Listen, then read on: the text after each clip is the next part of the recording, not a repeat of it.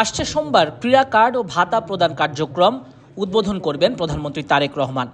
প্রধানমন্ত্রী কার্যালয়ে এই কার্যক্রমের উদ্বোধন করা হবে। প্রথম পর্যায়ে মোট 500 জন ক্রীড়াবিদকে ভাতা দেওয়া হবে। জাতীয় ক্রীড়া পরিষদের এক সংবাদ সম্মেলনে এসব তথ্য জানান যুব ও ক্রীড়া প্রতিমন্ত্রী আমিনুল হক।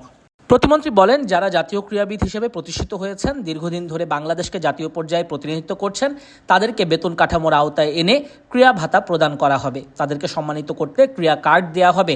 যারা বিভিন্ন পদক পেয়েছেন, তাদেরও বেতন কাঠামোর আওতায় এনে ক্রীড়া ভাতা দেওয়া হবে বলেও জানান প্রতিমন্ত্রী। মন্ত্রণালয়ের পরিকল্পনা প্রসঙ্গে আমিনুল হক জানান, 495 উপজেলায় ক্রীড়া অফিসার নিয়োগ করা হবে। এছাড়া ঢাকার বিভিন্ন জায়গায় দখল হয়ে থাকা মাঠ উদ্ধারে পরিকল্পনা হাতে নিয়েছে যুব ও ক্রীড়া মন্ত্রণালয়।